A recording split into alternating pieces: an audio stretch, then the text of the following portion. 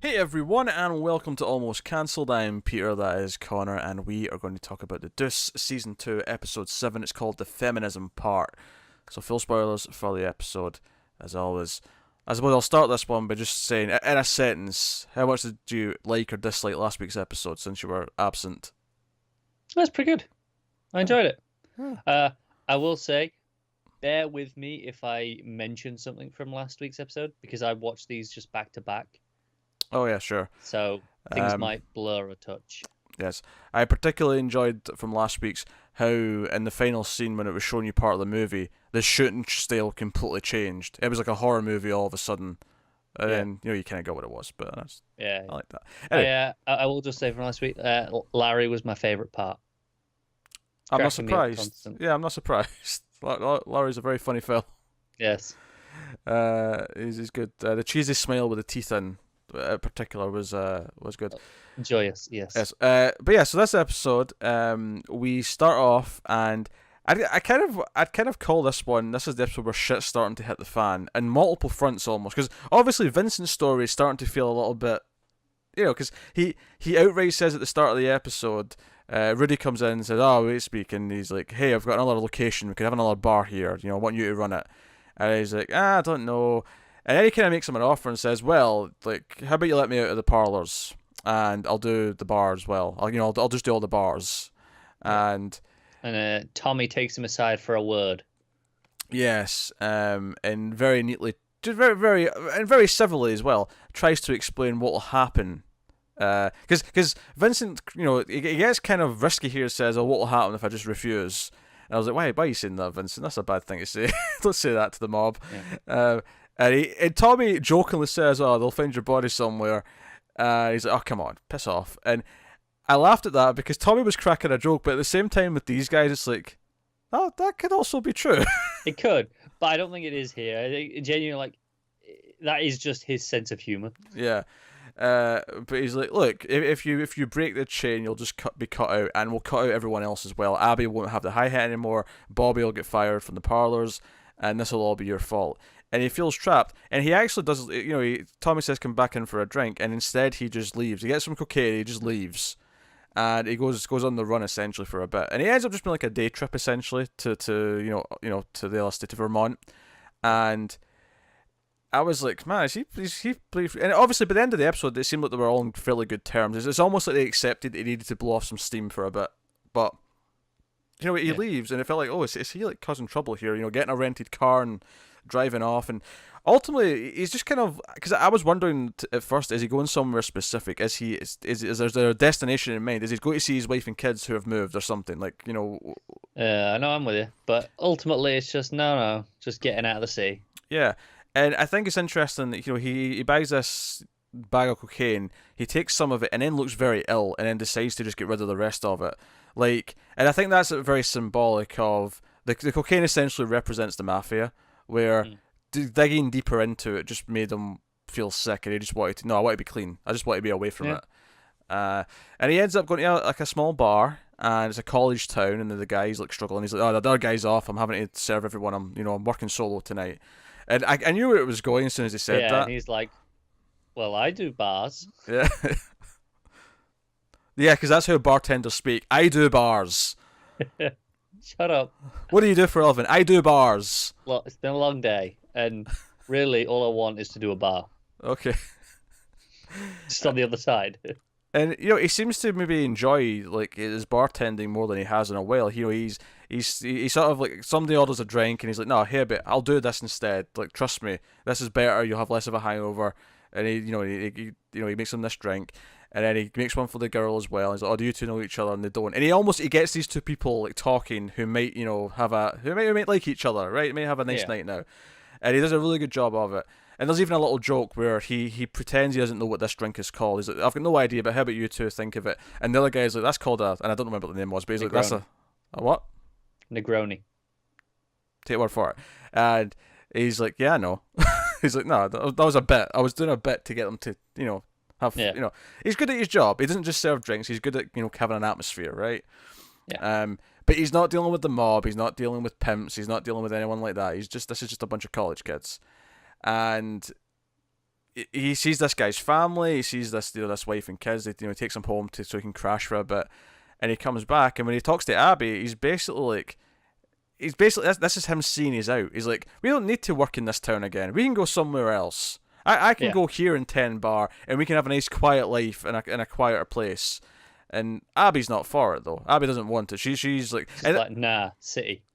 And I think this is maybe the true divide between those two now, is that they're just not right for each other in a lot of ways. They both want different things. Yeah, definitely. He wants to go and have the quiet life somewhere, and she wants to fight. She wants to stay in the mix of everything. But I think this is the first time they're starting to realize it. Yeah, and because there's that moment where she ended up having sex with Dave, and he asks her about it, and she's honest about it, and she makes a crack about him being jealous, and he's like, "No, we don't do jealousy." And she kind of is like, "Hey, if it makes you feel better, I get jealous sometimes as well, even though we kind of have this open arrangement." And I was like, okay, so there's still a respect here, there's still a mutual thing here. And earlier on when Tommy asked him, "Is your girlfriend busting your balls, and that's why I want her at the parlours?" When he said, "No, this is about me," I believed him, and I think the rest of this episode is what convinces me that he is telling the truth there. This is not just about her. This is about his own conscience, his own morals. Yeah. No, I'm with you. It's starting to get to him, isn't it? Yeah. He wants to be clean, but he clears his head. He comes back, and he kind of, at least for now, seems to accept. Well, I mean, obviously, but the final scene might rejigger him again. But he's kind of joking around. He sees the bar, and obviously the final scene, and you see them being followed by the other car, and then there's a shootout. And of course, Rudy and Tommy just kind of like, "Oh, what the f these assholes? Who do they think they are? They're ready to go fight. They're angry." And Vince is like, "What the shit am I involved in?" Yeah, and then they make a point of going, "Hey, they're shooting at you, not us." And he was, earlier on, Vince sort of said he felt like he was being followed. That's true. Yeah, that was the last episode. Oh, was it? Okay. Yeah, there you go. See, I told you this might happen. Yeah. But relevant all the same. If they're wondering, okay, if they're targeting him specifically, why? That's a good question. I don't actually know why specifically him. Especially if Rudy's right there. There was the guy kicked out for selling drugs. I don't know if it could be connected to that. Earlier in the season. Be. Yeah. That could be the knock-on effect. I'm not sure. Seems really... Wait on. Do they think it's Frankie? Now that is far more plausible. That is actually probably the most plausible guess we could have at this moment in time. I think it is, yeah. They think it's Frankie. That's why they're shooting at poor Vincent. Yeah. Because I mean, hell, if you remember one of the first scenes we ever had with Vincent in episode 1, him getting beaten up. Yeah, because the guy thought it was, you put him up against the wall, and he starts asking for money. He's like, "No, I'm Vincent. I'm not Frankie." Yeah. It's a possibility. It is possible.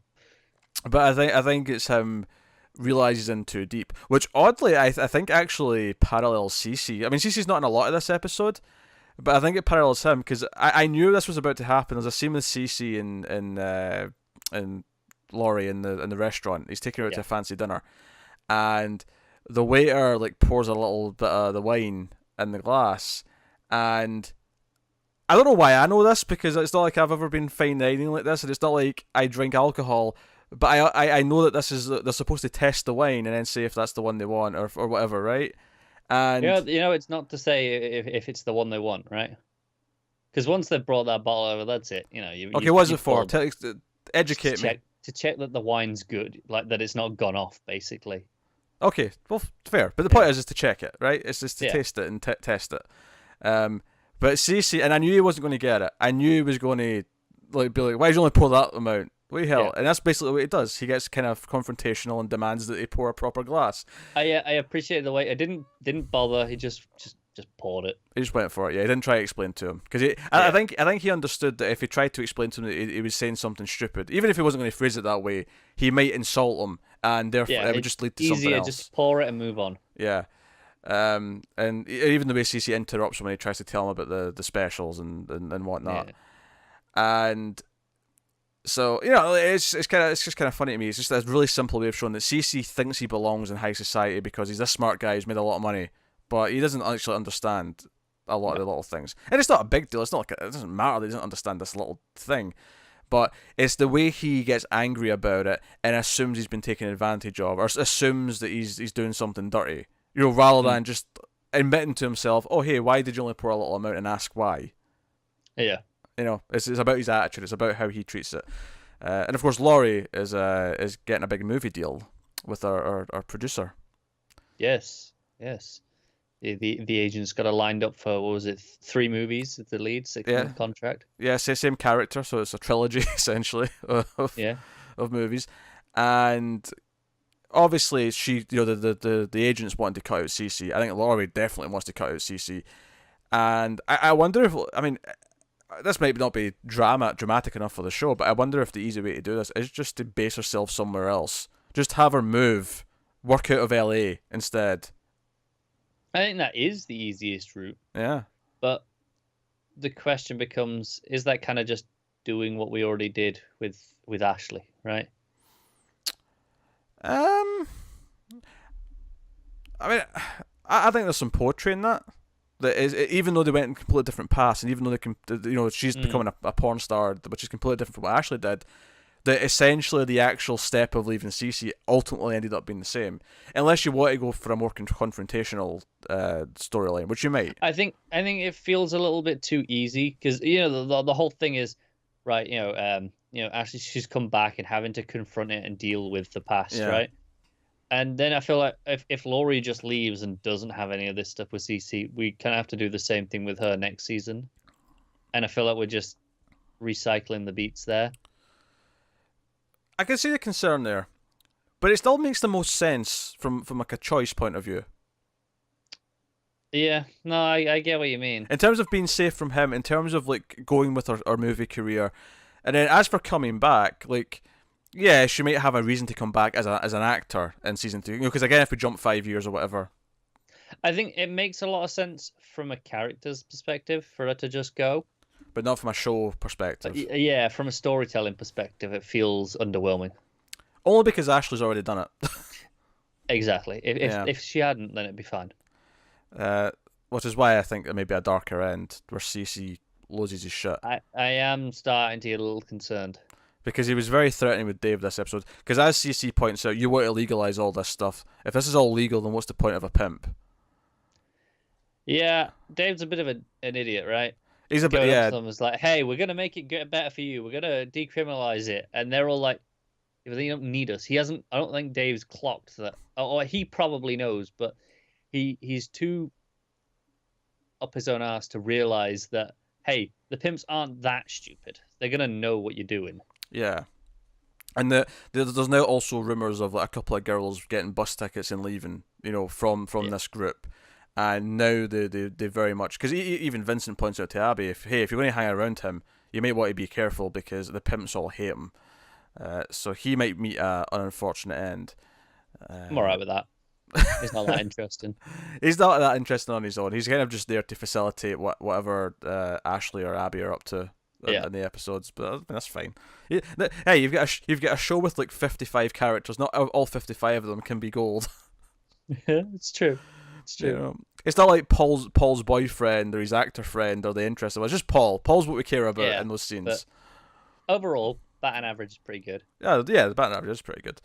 So I thought it was interesting. I thought it was interesting. Just kind of, it wasn't a lot of Cece and Laurie in this episode, but the little scenes we did get were definitely pointing us in a very specific direction.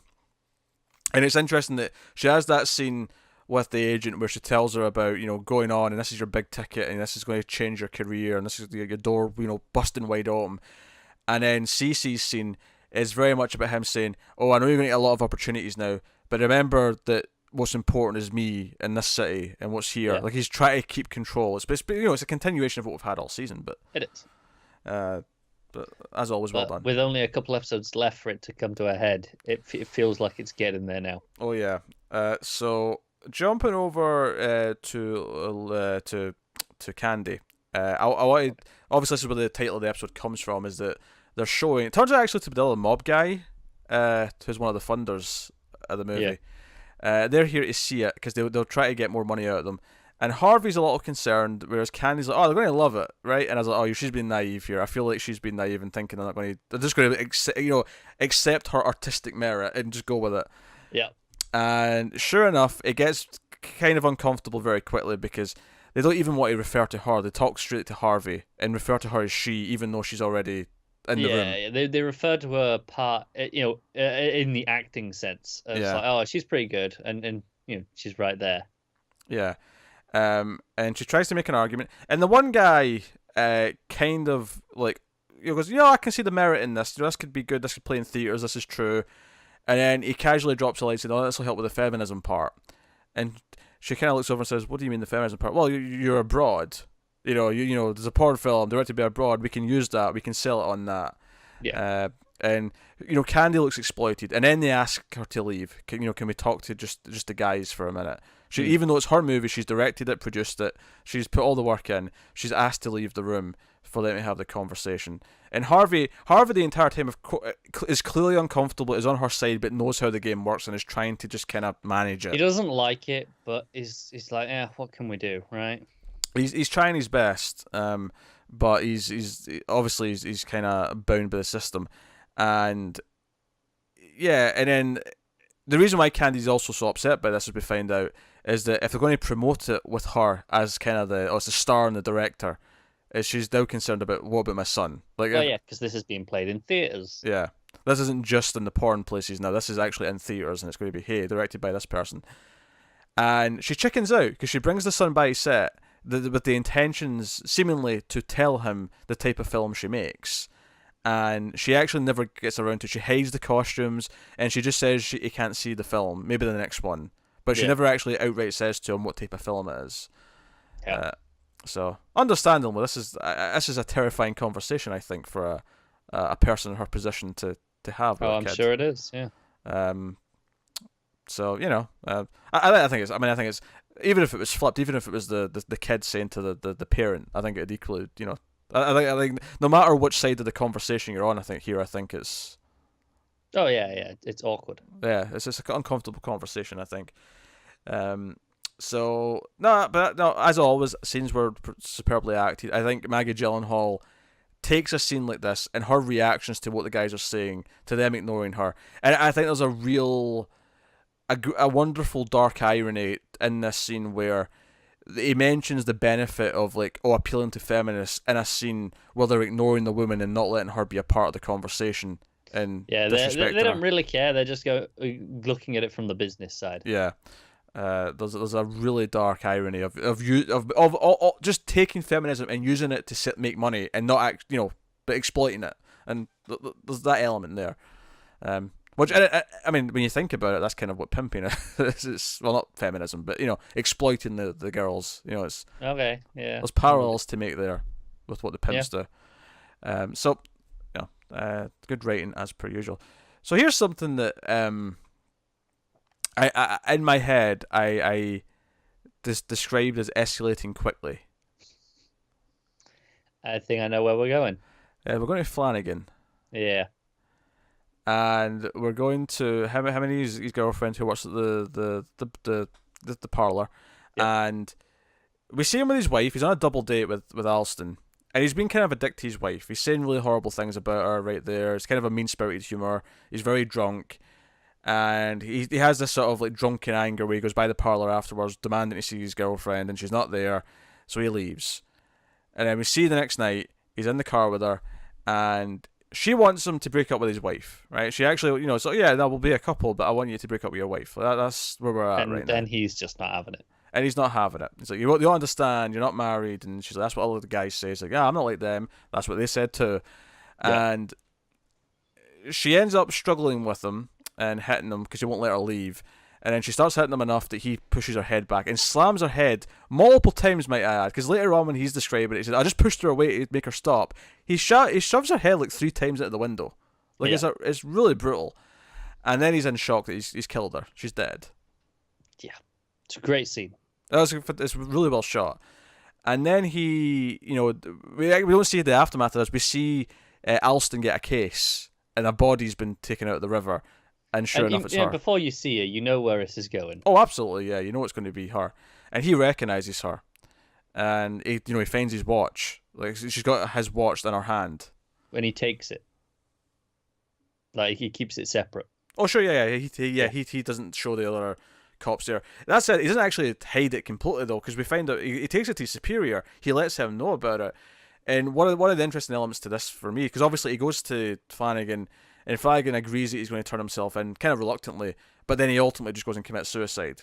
Also a really well shot scene with him, almost backing out and then just doing it. He takes the gun away and then he does it again, and really well done scene. But I did like this idea that there's kind of a corrupt element to this, but it's corruption kind of in a sort of noble way. Yeah, well, Alison's like, can we just like pretend it wasn't suicide? Let her have the pension. Yeah, because it's not for him really. It's for the wife and the kids. It's like let's make sure they're okay. But even if they disguise the fact that he was a murderer, right, which they seem that they're doing, it still doesn't help with the pension because it was a suicide. Yeah. And he throws the watch though so that they'll never find out. And again, I think it's more for her than it is for Flanagan. So it's a little bit corrupt, but it's like it's at the point. Well, he's dead now, so there's no point in dragging his name down. Exactly. Yeah. There's no point. It's just like why hurt everyone else? Yeah. To the point where Karate Kid even goes back to Bobby and gives him money, and they even comment how weird it is that he's giving him an envelope. And he's like, "Oh, it's for your loss. Just forget that she was dating Flanagan for his family's sake." And Bobby agrees, but it was a really it's funny. It's the most attention Flanagan's ever got, which I guess makes sense that it's such an important plot point in this episode. But he's been such just a regular figure. Constant. You didn't really expect it to be. Oh, this is his exit episode, right? Yeah. So, but it was really effective, I thought, the way they handled it. Definitely. And then, speaking of Bobby, though, we skip over to the subplot with his son, who, obviously, last episode, he was looking for a job for him, and then he eventually brought him to the parlour, and he immediately, in fact, the first line in this episode, and it really made me laugh, is he says, "Oh, how's my son doing?" And he's like, "Well, he's got an erection pretty much all the time." I can't remember what the euphemism was. He used a wait, I can't remember what he called it. I can't remember either. It was something like he's always struck midnight or something like that. Yeah. So something like that. And he's like, "Oh, put a fella duster on it. He can do double duty." But he basically, and this was another one where I said, "Oh, this escalated quickly." In fact, but this one was funnier, I thought, because I said to myself, "This escalated quickly," and then about 2 minutes later, I said, "Well, that de-escalated quickly as well." Yeah. This is from like 0 to okay, we're in love in like what 3 days. And then about 10 seconds to, "Oh, well, I guess that's over now." It's just because he starts being really nice, but that's one of the girls, and Bobby's giving him shit for being nice, and then he comes back and he catches them having sex, and the girl's like, "No, he paid for it." I like everyone out front's like, "Hey, let him have it." Yeah, let him do it. And he's like, "I don't care if he paid for it. I don't care if he's got money flowing out of his ass. He's here to work." And then later on, they both go missing, and I was like, "Oh, we're going to get a plot here where his sons went missing for episodes and episodes or whatever," and he finds him almost immediately. Yeah. Almost immediately. At her apartment. Because Black Frankie says she was friendly. He's like, "Hey, she's friendly." And he's like, "Oh, we're just going away. We're going to start over. We're in love." And he's like, "Oh, yeah, the dropout and the prostitute. Yeah, they're going to go start over. And is this love? Honey, do you love him too?" And this is what makes her immediately just go, "Good point." And she just turns around and goes back in her house. It's a really sad but funny scene, and then it is. Do you know what's funny about it is that this is probably the first time I've seen Bobby not be like an angry dickhead dad to his son, because when his son looks disappointed that she went back in, he just puts his arm around him and just walks out with him. Come on, let's go back to the parlour. Yeah, he's almost comforting to him here, and it's like, this is what he connects to him over. I guess it makes sense given how many times. Because Bobby's a hopeless romantic and he's been doing it all season. Yes, this is why he finally feels sympathy for his son. Yeah, it's like he's falling for the horse. God damn it, he's me. he's exactly his father. It's kind of scary. Dear. Yeah. So that was a subplot. Yeah. That was a subplot. But yeah, he's like his old man. That's the thing. Who have I left out? I'm sure I've left out. Darlene. This is important. Yes. Darlene is sick, and immediately I went, well, we can't have a woman be sick in a TV show without it meaning pregnancy, because women can't just be sick in TV shows. I'm That's almost the rules. I'm almost critiquing it here for that, but I mean I can't really blame it because at the same time it's also a sign of being sick, and if that's the plot you're doing, that's the plot you're doing. But she is pregnant and she goes for an abortion, and that's basically the whole thing. But like, Yeah. it's well handled, of course, and the other girls like, hey, you can't go alone to that. I'll go with you. Just tell me when. And so we have that. But it is notable that Larry is still a pimp. Like, he still has to have a moment here where he gives the girl shit for helping with the social outreach stuff. Yeah. But it's almost like it's happened because he wasn't paying attention and he wasn't out there with her. He was, he wasn't. It's really half-hearted though. Yeah. He has his go, but then she just goes and sits with him anyway, and then he doesn't say anything. Yeah, well, because it's right after he's been saying, "Oh, I love acting. I've never liked anything as much as acting." Yeah. And then the other girl who's there is like, "Oh, nothing, Daddy." And he's like, "Go away." Yes, nothing, nothing. Larry's the best. Acting fulfills me. Yes. But yeah, but that was basically it. I think obviously it's a really important moment for Darlene that she's went through this. And then she even says, "No, I don't want kids, especially not Larry's." She doesn't want the kid under those circumstances. So, but important. Yeah, not much Frankie in this one. Frankie's just kind of there in one of the parlor scenes, hanging around. Yeah, it's just kind of around. It was an interesting episode because I felt like we focused a lot on Bobby's son, and we focused a lot on Flanagan. So it was oddly like the least amount of Laurie and like Candy than what I'm used to. Yeah, reasonable amount of Vince still though. Yeah, but it was almost like those two plots took away from two other characters who typically, if I think of the three main plots in any given episode, it's usually one will be Vincent, one will be Candy, and one will be Laurie. Oh, I'll tell you what. I'm okay. I'm fairly sure it was this episode. Oh, go on. Because I think I went. I watched these two back to back and went. Oh, that wasn't in the last one. The bit with Shay. You're right. Yes. Okay. Shay and Irene, very important as yes. well. And it's basically kind of the story of an addict going back, right, and relapsing is essentially what it is. And it's funny because I remember when we talked about this last time was we were speculating that maybe she would feel like Irene's kind of treating her, or she would at least interpret what's happening as almost just being another like pimp's house almost. Yeah. And there's a moment where you can see where maybe she thought that is when Irene said, "Oh, you can't go outside. It's too dangerous right now," because it's almost like she might be too controlling, even though she might actually just be genuine and she's being serious. I think she's a bit too overprotective though. Yeah, no, that's fair. Yeah, I was getting that vibe as well. But then she is an addict, and you probably have to be overprotective when it comes to an addict. Yeah, but it's like I think the point is she's going, no, you can't even go outside. It was like she's just locking her in a room essentially, and I think that was too far.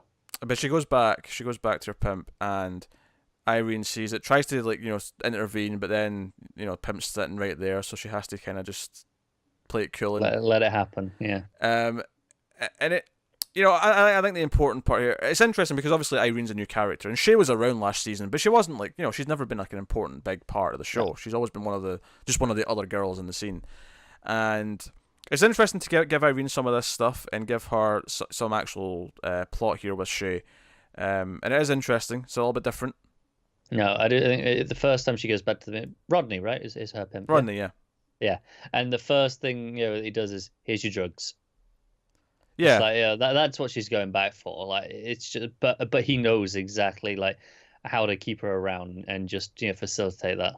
Yeah, that's exactly what it is. This is just him giving her it's because she's not back because she wants to go back on the street. That's not the appeal. No, it's bad because he enables her. Yeah, that's exactly what it is.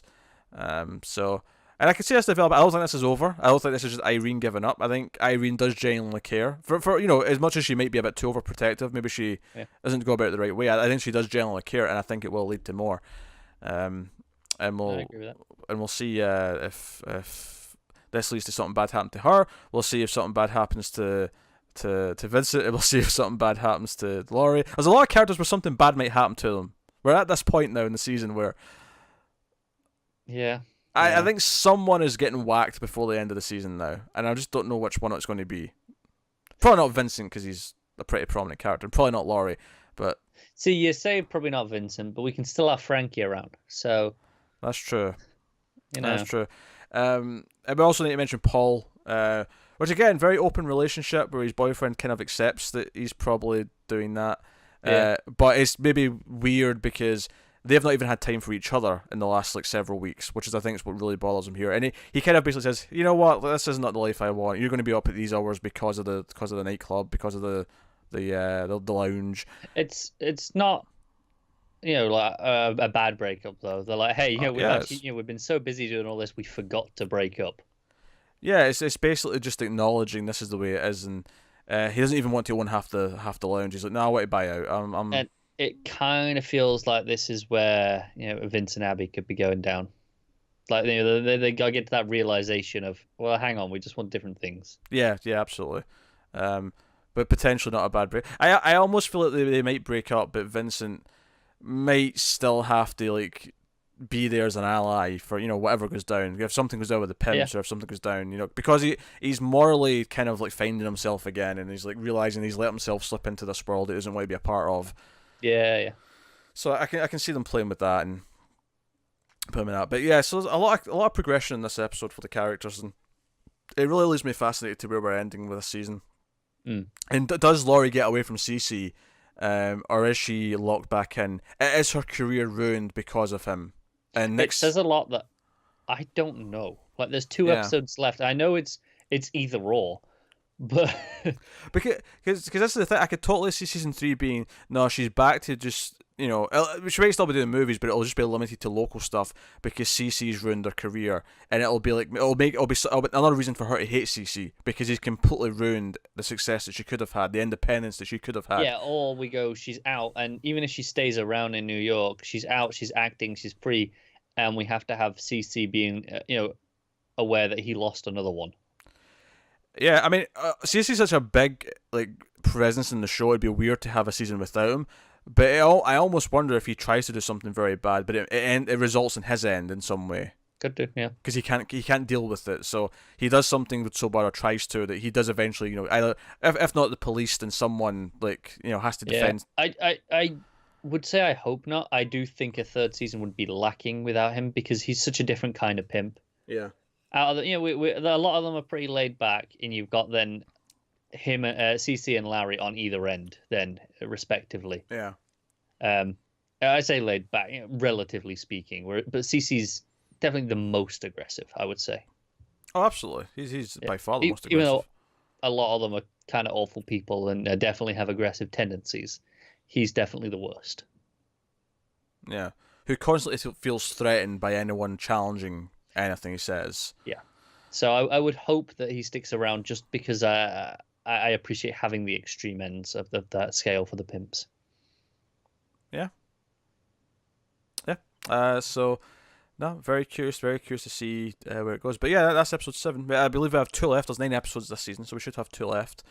And we'll be back next week with the next one. So let us know what you thought of this one in the comments below. Like and subscribe, all that stuff. Get us on the Twitters at mailed_fuzz for channel updates. If you want to support the channel and the show and everything we do here, head over to patreon.com/mailfuzztv. You can do that over there for as little as $1 per month, and we'd appreciate it loads if you think about it. So thank you very much for watching or listening. Once again, we always appreciate it. Keep watching TV, guys. Have you got any vanilla?